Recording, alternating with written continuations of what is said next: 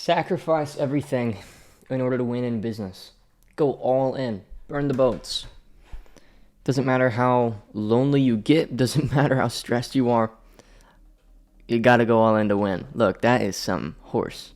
That is the worst advice that has ever been accepted as canon in the entrepreneurial world. Look, if you follow me on YouTube at all, you know I've got nothing to sell you if you do less than $20,000 or $30,000 a month in your client-based business. If that's a agency or a coaching, consulting business, even got a couple people in SaaS. And one of the common themes that I see in the entrepreneurial space is this bolstering of oneself through virtue signaling how hard they work. I'm not going to sit here and tell you that I work hard. The past 3 days, I've worked about 2 hours a day, maybe, if even. I actually spent most of yesterday just on my porch smoking cigars and eating Whole Foods. And then today, I was at a coffee shop with my wife and my son, and we were just chilling, and I got in the Word for a while. I'm sipping an energy drink here because I'm a little tired, missing some sleep. This is an Alani. I love these things. These things are so good. They say they're girl energy drinks, but I disagree. And, you know, gosh, even when I'm in build mode, I'm not working that hard. I just don't think hard work is like that smart. I think it's really dumb. I think people who burn themselves out for business are subconsciously sending a signal to themselves that they are worth less than money. And that's like a bad signal to send. To say that you're willing to sacrifice your well-being for money. Like, it's freaking money, dude. Like, who really cares? Like, money's not that important. It's just a number. It's paper. It gives you options. It gives you some flexibility. But it just solves money problems. And so I just think that there's this idea of sacrifice everything. And I used to fall into this boat, by the way. When I was 20 or 21 and having my first six-figure profit months, which now, by the way, my business does that on a bad month. Across everything, 100 grand profits, like a pretty low month. And I have other businesses or other videos on this channel breaking down what I do and everything, but I have two businesses. I have one business called the Kingdom Closer Academy. It's a coaching training business where we help take people out of traditional sales roles and get them into online sales opportunities, or even people who've never made money online, help them start to make money online through online sales. And then I have my other business, which currently is called the Kaizen Mastermind, and it's basically just for established client-based business owners, coaches, consultants, agencies, whatever, that want to scale to 100 to 500 grand a month with a lot of the systems that I used to run my other company, basically. And that company's, now 2 months old, and it's pacing over 100 grand a month profit in just 2 months. And I don't say this to brag. I don't brag. Like, I don't care what you think of me. You're a total stranger. Okay? I'm not saying these things to brag. I don't give a rip what strangers online think of me. I say these numbers because I want you to really consider why it is that so far, maybe you've been willing to put your well-being on the line for a number. And I want to make a case to you today that I'm pretty sure a part of why success is not coming quite as naturally to you as you see it coming to other individuals is because you have bowed down, frankly, at the idol of money. I'm a devout Christian. I believe in Jesus Christ as my Lord and Savior. And the Bible makes it very clear. We're not to worship money. We're supposed to, what the Bible says, seek first the kingdom of heaven, and all of these things will be added unto you as a byproduct. And you might not be Christian, and that's okay. I mean, I'm not trying to convert you to Christianity unless you DM me and ask me on Instagram. We'll have some conversations. I've brought a lot of people to Christ, and I'm very happy with that. And really, I haven't. The Lord has, because He's amazing. I'm just talking about Him. But what you'll find is there's a common thread amongst the most successful people. They don't value money. They value energy. They value state of being. They value their core relationships and the people that they have the closest connections to. They value their health, and really they value space to make quality decisions. I'll give you an example like this. To say that our society isn't separated into classes would be a little blind. I mean, we definitely have different classes, especially financial classes. And the lowest class of people, they get paid for labor. These are wage-earning laborers, and there's nothing morally wrong with being a wage-earning laborer. Some of my best friends are wage-earning laborers. Like, could care less. I hang out with all types of people. I have friends who are multi-deca millionaires, and I have friends who, they're in debt up to their ears. Like, I don't care. I look at character, and often, in order to gain and attain money, you have to have character. But some people have character, and they could care less about money, so they don't have money. So it's whatever. But those people, they labor for money, and when you labor for money, when you are willing to labor for money, you put yourself in that class. Okay, so there's labor for money. Then there's leverage for money. This is somebody who builds a business, okay? And they might work hard to build the business. And that's fine, but that's leverage, right? So they're basically turning units of energy into more yield through the lever of a business, okay? And that business acts as a lever on their time. It basically, what used to be $1 or an hour into $20 at like a wage job is now an hour into $200 because they have a business that makes their time more valuable, okay? But then there's the final tier and the final frontier, the highest class, and they get paid on their decisions. Now, what does that mean? Well, their job, essentially, I'm talking about the billionaires, the multi-hundred millionaires, the 8-figure earners, people who make a lot of money. What they do is they just quietly observe, and they just look at trends, and then they just decide. Their job is to see what's coming over the horizon. Sometimes before others see it, but often just to see it coming, even if others are seeing it too. And then make informed bets based on the trends that they're seeing coming over the horizon. And so in my other business, there's a big trend that I'm tapping into, which is many major sales industries are falling apart right now. Just absolutely falling apart.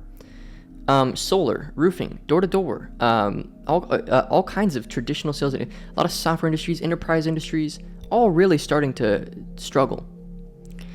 And so huge consensus over there of looking for something better, and it's a huge trend. So people wonder why that business is trending over $100,000 a month cash, about $150,000 a month right now.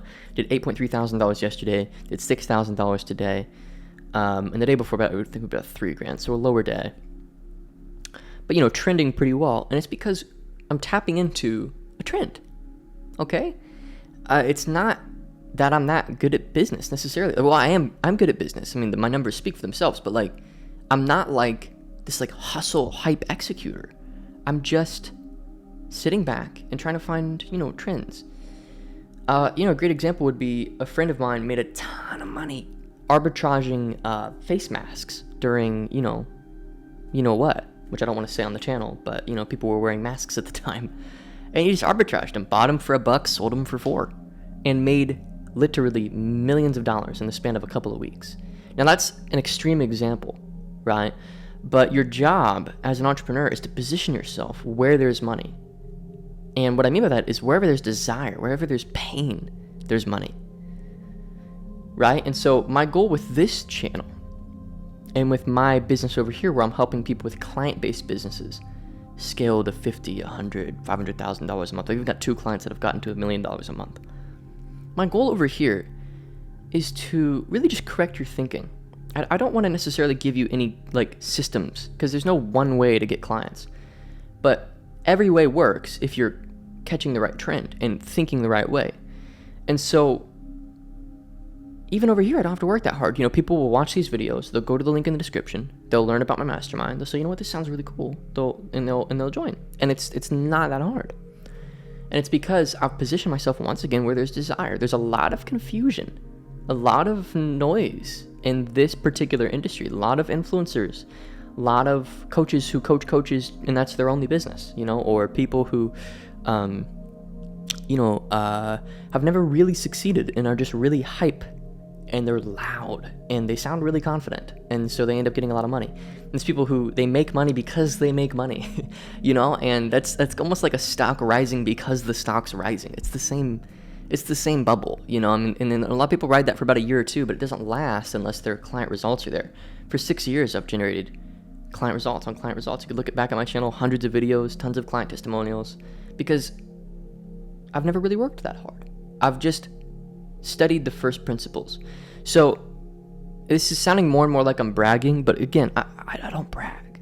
I share what's worked for me. And one of the things that's really working currently for me is 2 to 4 hour work days. Try it. 2 to 4 hours a day.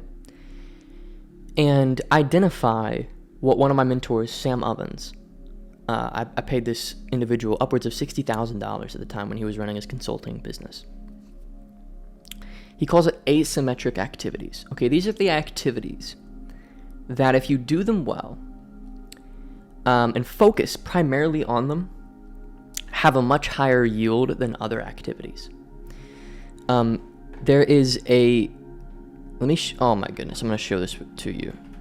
And if you aren't familiar with this graph, this genuinely might, actually might change your life. Okay, so let me shrink myself down. And then let me pull up my Chrome real quick. Okay, so let me pull this up for you. Open image in new tab. Okay, so what do I focus on in my 2 to 4 hours a day? Well, this is what I focus on. So there's a book, and let me zoom back out for a sec. I highly recommend you read this book. Don't pay me any money. Don't buy my coaching program. Don't join my mastermind. Read this book, okay? It's a great book. It's not the only thing that I teach, but when somebody's like really struggling to make things happen in life or business, it's a great book. And basically it draws a line in the sand between the concept of being productive and being effective.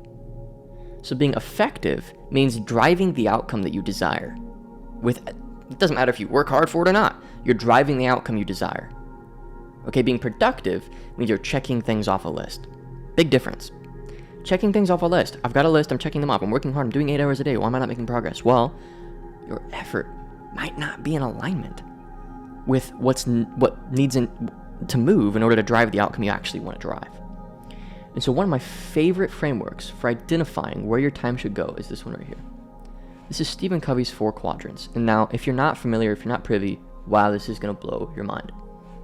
So let me take a second to explain this, and it might take me a minute or two, maybe 3 minutes, to get through some of the details, to then wrap it up where it feels really applicable to you. So just bear with me and try to have an attention span. Our attention spans are just totally shot right now with short form content and everything, and people just, if a video is not catchy and it's not freaking Mr. Beast, then people don't watch it. And I'm not Mr. Beast, dude. I'm just a guy running businesses and sharing what he knows, okay? So on the let me get my drawing tool here. Okay. So on the vertical axis, we have important to not important, as you can see here. So not important, important. And then on the horizontal axis, we have urgent to not urgent. Okay. Let me move this so you can see everything that I'm drawing real quick here. Okay. So there are activities that are urgent and important. Now, an example in my life would be, for example, right now, I live at home with my son and my wife. And my son's a toddler. And if you know toddlers, you know that it's one of the most formative times of their life where you can install morality into their tiny little pea brain. Okay? And so, an important and urgent thing for me, even if I'm on a meeting or something, like if you're a client of mine, you're in my mastermind, or you work with me on my team, you've noticed, I'm just like, hey, give me just a minute, I need to go do something with the family.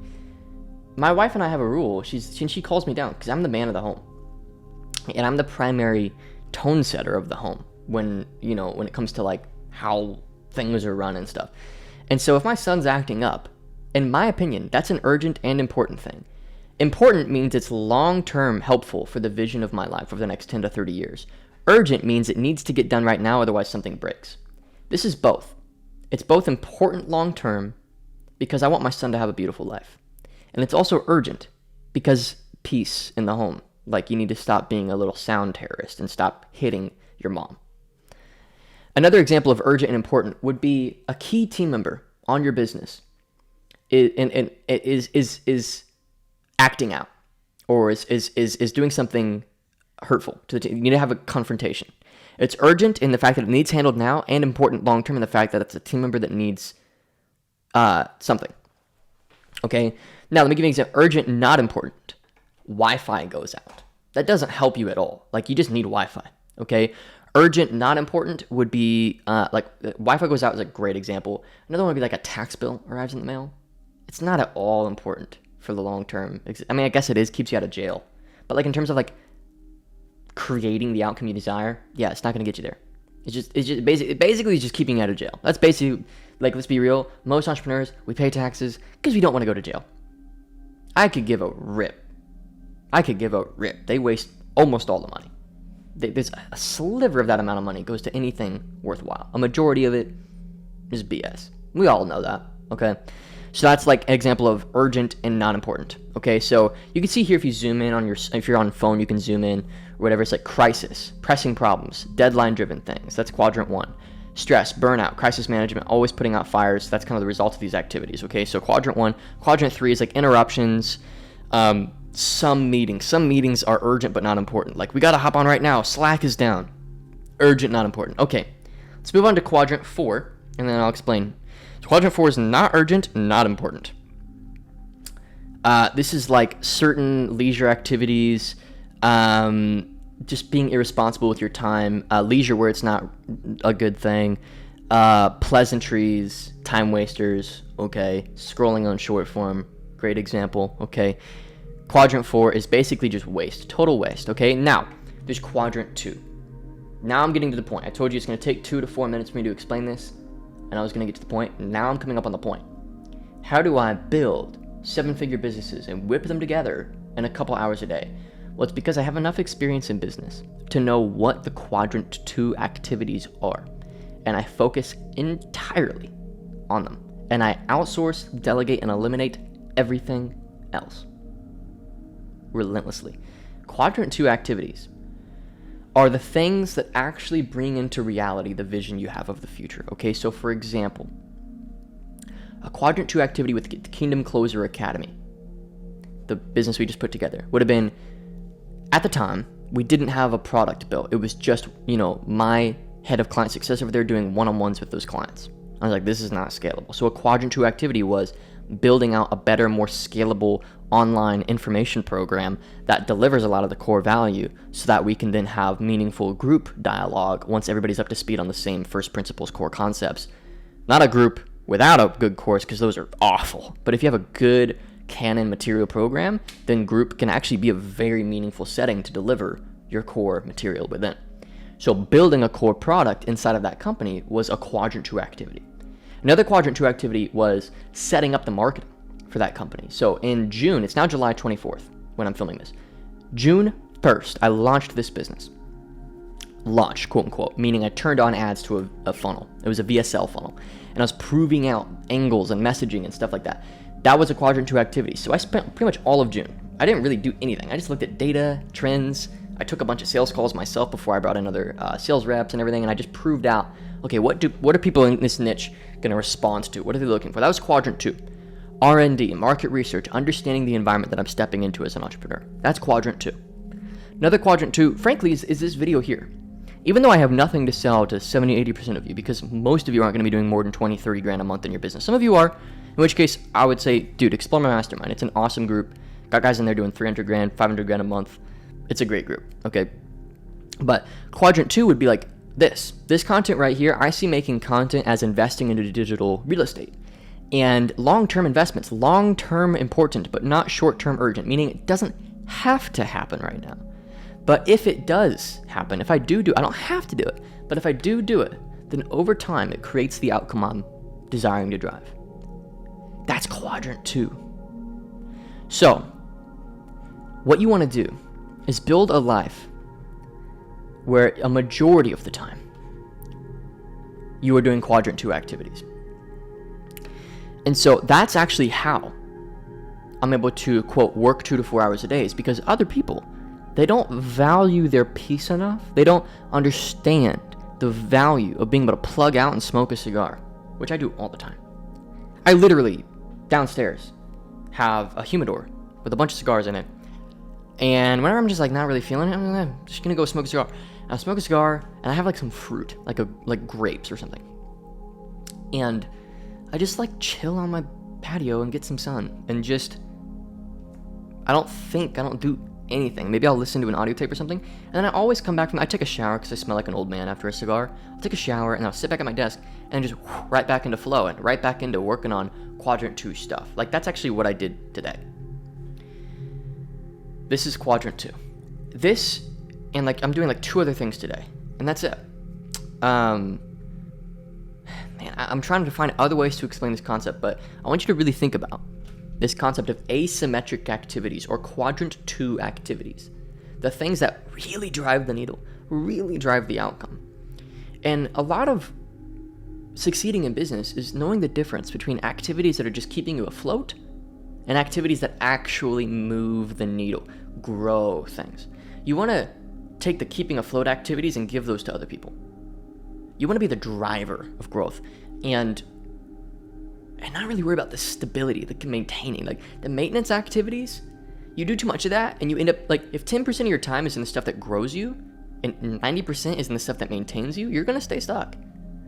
I position myself in business and in my businesses as the quadrant 2 guy. I'm the driver. I like being the driver. I'm good at it. I'm good at spotting trends. You know, even in my other videos, I talk about belief engineering, which is basically a means of communicating and messaging your offers. And the first step of getting people to believe what's necessary in order to buy your products and services, which is basically how you sell things. And people seem to have lost that for some reason. Like, they think that, like, just like getting on a sales call and chessboard sales, you know, where they say something and you say the right thing, and then they say something and you say the right thing, and it's literally like playing chess with somebody, and it's draining. It's awful. So instead of that BS, we just get people to think the right thing, so by the time that they're on a call, they want to buy. And you can do that at scale with paid ads. That's what we're doing in the other company. But anyway, you know, you guys know that with belief engineering, the first thing I talk about is what's the mass consensus? What's the mass consensus? What's the thing that people are feeling in your marketplace that might be driving them to explore better options? You guys are familiar with this. I've talked about this before, belief engineering. Let me erase some of this. And so really the number one thing that you can do as an entrepreneur is get aware of what people are experiencing that is painful for them in your niche. That's it. And kind of in this video, I'm like really referencing, you know, this idea of just like feeling like you're not making progress considering the fact that you're sacrificing everything. Sacrifice everything. Go all in, bro. Burn the boats, bro. Just BS, dude. Absolute horse. It's easy advice for a guru to give, because if somebody does go all in, then it's like, yeah, they're gonna succeed. But it's like, at what cost? And that cost is never really discussed. Conveniently never discussed, because it's like, yeah, if I basically just got all of you to just sacrifice your relationships, your health, your mental well-being, your spiritual walk, and just make your entire life about business, you would all succeed. A small percentage of you would commit suicide within the next decade, however. Sorry, that's just how it is. I'm not here to live a meaningless life. A meaningless, idolatrous life, worshiping at the altar of money. I'm just not. So I'd rather use brain over brawn, basically. Basically, what I'm saying here is work smart, not hard. Thanks for watching.